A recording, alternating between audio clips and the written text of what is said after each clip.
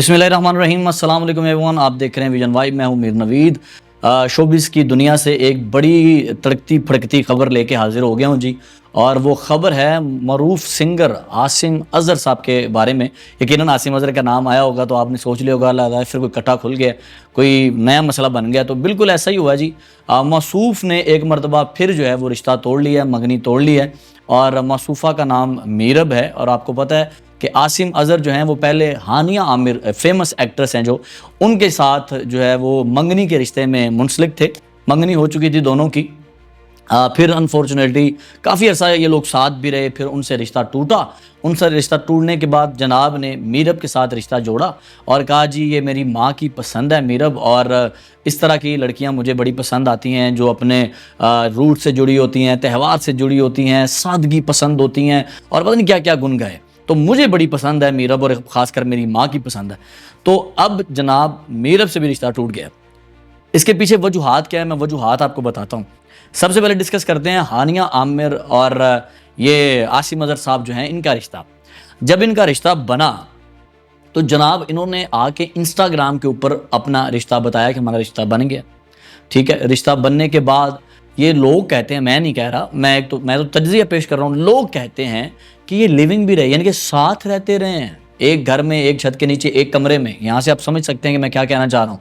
काफ़ी अरसा साथ रहने के बाद अचानक से इनका जो है रिश्ता टूट गया, क्योंकि आसिम अजहर शादी करने वाले थे, शादी का प्लान बना के बैठे हुए थे, उनके जहन में वो बैंड बाजे थे। हानिया आमिर भी कह रही थी मुझे कैरियर बनाना है, ये है वो है, तो अभी शादी नहीं कर सकती। तो उसने अभी शादी से इनकार कर दिया। इनके मामला जो भी हुए वल्लाह खुदा बेहतर जानता है। सोशल मीडिया पर तो बड़ी मीम्स बनी, बड़ा बड़ा कुछ हुआ, बड़ा बड़ा कुछ हमारे सामने आया। खैर, हानिया का और आसिम जो है इसका रिश्ता टूट गया। अब होता क्या है कि रिश्ता टूटने के बाद हानिया ने कहा कि हमने बड़ा वक्त एक साथ गुजारा, बड़ी अच्छी यादें हैं, मैं माजी को याद करती हूँ, आप दीदा भी हो जाती हूँ, और मैंने अपनी माजी की गलतियों से बड़ा सीखा है और इन्हीं गलतियों ने मुझे एक अच्छा इंसान बनाया। अब बीबी पहले अच्छी इंसान नहीं से, खैर होगी, मैं तो वैसे एक बात कर रहा हूँ। उन्होंने कहा जी मुझे एक अच्छा इंसान बनाया माजी की गलतियों ने। तो जो ये रोमानवी रिश्ते होते ना, ये इश्क, मोहब्बत, प्यार, उनके ये बड़े नाजुक और सेंसिटिव रिश्ते होते हैं, लेकिन लोग जो हैं वो इन जज्बात की कदर नहीं करते। इसमें उन्होंने अपने फैंस को भी कहा जो मीम्स बना रहे थे, और आसिम साहब को भी कहा कि आसिम साहब ने भी कदर नहीं की।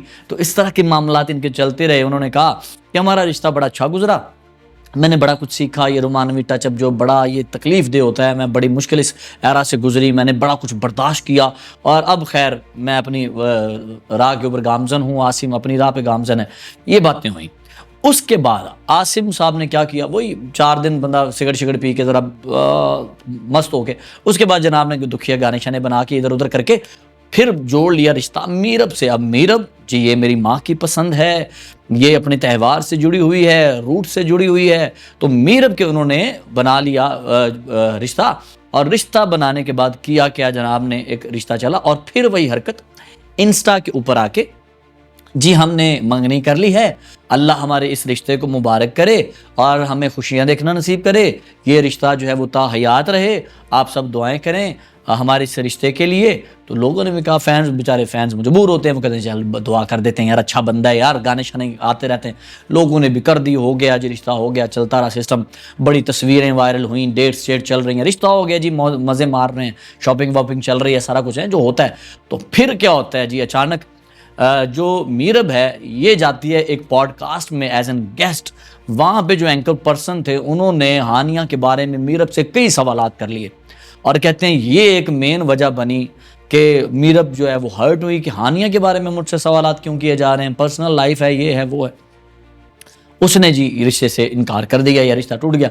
अब आसिम साहब ने क्या किया, इंस्टा पे ये रिश्ता अनाउंस हुआ था, इंस्टा पे आ कहते हैं जी हम आपसे एक ज़रूरी बात करना चाहते हैं, और वो भी अपनी पर्सनल बात, कि हमने और मीरब ने जो है वो राहें जुदा कर ली हैं, हमारा रिश्ता जो है वो टूट चुका है, लिहाजा जितने भी लोग हैं या हमारे फैंस हैं उनसे गुजारिश है कि हमारी ज़ातियात को ना उछाला जाए। मैं मीरब की या उसकी फ़ैमिली की, या मीरब मेरी और मेरी फ़ैमिली की बहुत ज़्यादा इज़्ज़त करती है, और हमेशा हम एक दूसरे की और एक दूसरे की फ़ैमिली की इज़्ज़त करते रहेंगे। लिहाजा जो फैंस हैं या ट्रोलर्स हैं या ट्रोल करते हैं, वो गुजारिश है कि इज़्ज़त ना उछालें, इस बात को हवा ना दें, हमने स्पेस इख्तियार कर ली है। गुजारिश है मैं तमाम देखने वालों से एक बात पूछना चाह रहा हूँ, ये क्या ड्रामेबाजी है भाई? पर्सनल लाइफ को भी शोबिस बनाया हुआ है, ड्रामा बना के रख दिया हुआ है कि इंस्टा के ऊपर रिश्ता बनता है, इंस्टा के ऊपर ख़त्म हो जाता है, इंस्टा पे अनाउंस होता है रिश्ता बनने का, इंस्टा के ऊपर अनाउंस होता है रिश्ता टूटने का। ये ज़िंदगी है, ये क्या है?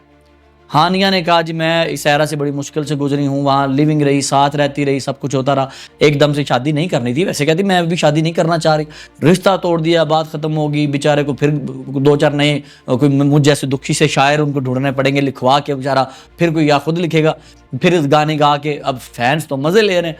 एक बंदे ने ट्वीट भी किया हुआ, तो उसने कहा था भाईजान कोई दुखी सा गाना बनाओ ताकि दुख ताज़ा करें। उसने कहा मुहर्रम गुजरने दो फिर बनाएंगे, मिल के दुख ताज़ा करेंगे। इसका मतलब ये था कि रिश्ता टूट गया।